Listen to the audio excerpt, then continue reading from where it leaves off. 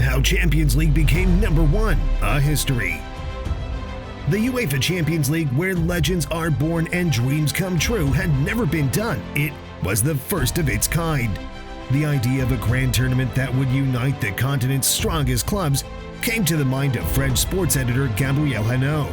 This was 10 years after World War II, and although tension and anger still festered on the continent, UEFA knew this was the only way nations could be united again. Not only did it become the biggest club competition in the world, but the passion of fans caused a rift between an Italian club and the English teams for 6 years. This didn't stop great memories from being made and billions of euros from being earned. In 1955. But the first ever Champions League match all started as a simple bragging right between FK Partizan and Portuguese giant Sporting. Then, on May 30th, 1955, in Paris, at the Parc des Princes Stadium, the first final of the European Cup took place. A fanfare resounded as Real Madrid, under the guidance of the legendary coach José Villalonga, lifted the coveted trophy for the first time, defeating Stade de Reims of France with a score of 4-3. Alfredo Di Stefano, the blonde arrow from Argentina, who was virtuosic with the ball. Ferenc Puskás, the Hungarian galloping major with a cannon-like shot. Francisco Gento, the tireless winger. These were the names written in gold for the dominance they gave Madrid in those years' European Cup. From 1956 to 1960. The second year wasn't different from the first. Real Madrid continued from where they left. A 2-0 victory over Italy's Fiorentina in 1956 made them a two-time champion. Then, in the next year, the reigning champions met AC Milan, who took it to extra time. Still, the Giants of Spain were not going to be stopped for 2 more years. Even when they met a familiar foe, Stade de Reims in 1959, it wasn't different. Then, in 1960, a 5-star performance gave the Spanish giant their 5th consecutive cup, a feat that has never been done since then, but their reign would finally be cut short by their arch rivals. 1961 to 1965. New heroes took up the mantle after Barcelona knocked out reigning champions and bitter rivals Real Madrid in the first round of 1961, then going all the way to the final, only to be defeated by Portugal's powerhouse Benfica in a 3-2 scoreline. Then the next year, the reigning European champion Benfica met 5-time champion in the finals of 1962. Even when Puskás scored a hat-trick, it wasn't enough, as Benfica's second-half comeback made them a 2-time champion. Although the Portugal limelight reached the final, they couldn't make it a three-peat in 1963. They were hindered by the spirited AC Milan with Gianni Rivera, the golden boy of Italian football. 1964-1965. The Italian team Internazionale came with a formation that caused headaches for a lot of teams for 2 years. Sandro Mazzola and Helenio Herrera, the legendary coach whose catenaccio tactic of a 5-man defensive formation became the secret to their beating Real Madrid and defending their title, defeated Benfica in 1965. 1966. But Real Madrid will get their revenge off the fortified Internazionale and reclaim the title, defeating Partizan in the finals with 11 Spanish players, becoming the first team with homegrown players to win the European Cup. 1967. Although Internazionale would pay back Real Madrid on their own coin, defeating the Spanish team, they were not able to take home the trophy.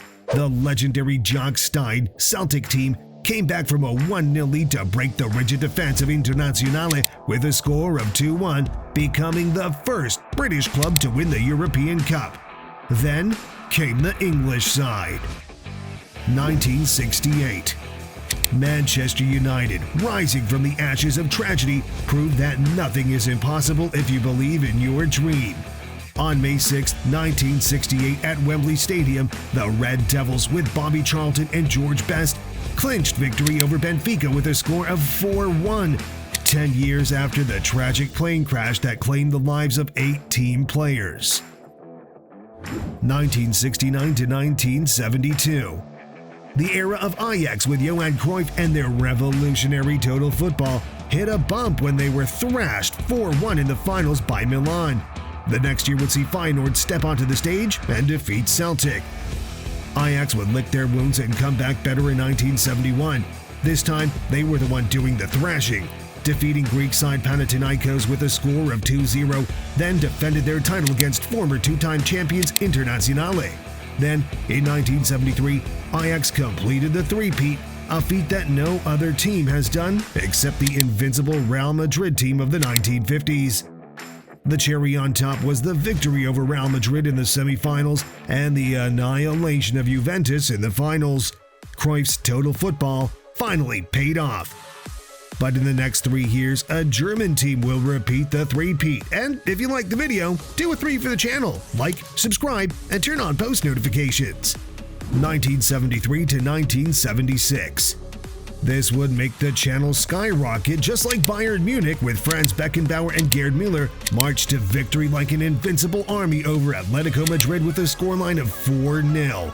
Then, in 95, they triumphed over Leeds with a 2-0 lead, defending the cup once more the following year with a 1-0 final win over Saint-Etienne. But after this, it would take them 2.5 decades before they would become champions of the world again. 1976 to 1985. Before now, only Manchester United were the only English club to have won the European Cup, but this will change really fast. For the next 9 finals, only once did an English club not make it to the final, and 7 of the finals were won by an English side. First, it was Liverpool taking the lead. Under Bob Paisley's leadership, they won their first European Cup, defeating Borussia Mönchengladbach with a score of 3-1. Then in 1978, the Reds defended their title, defeating Club Brugge by a score of 1-0. Into the 1979 season, Liverpool were favorites to match the hat-trick feat of Ajax and Bayern, but Brian Clough's Nottingham Forest made sure they killed their dream in the very first round. And they even went on to win the finals back-to-back, defeating the Swedish team Malmö and Kevin Keegan's Hamburg side. Although they couldn't do it for the third time, that didn't matter, as Forest could stand tall as the smallest club to win the European Cup. Finally, the big boys were ready to take it back. Bob Paisley's Liverpool were back again in the finals to face 5-time champions Real Madrid, but they were able to get the win with a late goal from Ray Kennedy, leveling Ajax and Bayern Munich in 3 European Cups. Aston Villa would shockingly lift the trophy the next year after defeating Bayern Munich in the final. Then, Liverpool would have another bite at the cherry in 1981, but this time under Joe Fagan against AS Roma in Rome. They came out triumphant. Hamburg would crush the dreams of Italian fans even more with the win over Juventus in 1983. Then, Liverpool would go on to the final against Juventus, but tragedy struck. On May 29, 1985 at Heysel Stadium in Brussels, before the match, a stampede occurred, resulting in the deaths of 39 people, mostly Juventus fans, and hundreds injured. This tragic day will remain one of the darkest moments in football history. But Juventus were able to make Liverpool walk alone back to England, making their coach the first to win the title as a player and a manager. 1986 to 1992. Before it became the Champions League, 4 first-time winners took the European Cup home: Steaua Bucuresti, FC Porto, PSV, Red Star, and Barcelona. Then, in between, AC Milan under Arrigo Sacchi were back-to-back winners in 89 and 90, 1993 to 2006. After Barcelona became the last winners of the European Cup, UEFA decided to rebrand it, calling it the Champions League.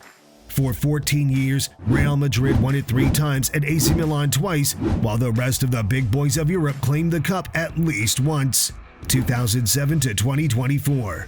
From 2007 until today, the Champions League continues to delight fans with thrilling matches and incredible stories. Winners include AC Milan, Barcelona, Real Madrid, Liverpool, Chelsea, Bayern Munich, and others. Each year becomes part of this football saga, where dreams become reality and legends continue to write their pages in the history of this beautiful sport. During this time, Bayern Munich and Juventus continued to lose in the finals. Real Madrid did the three-peat in 2016, 17, and 18 seasons.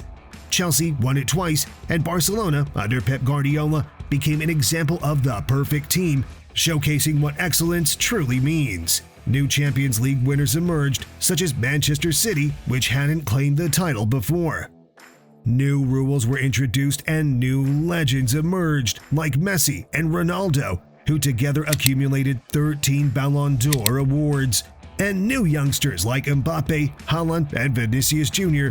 are setting the pace for this new era. The UEFA Champions League remains a beacon of sporting excellence, a competition of the best, and a source of inspiration for generations of football enthusiasts worldwide. But there's a threat to the Champions League, the Super League, pioneered by the 14 times Champions League club, Real Madrid. If you want to see some of the other most disrespectful moments in football, see the next video.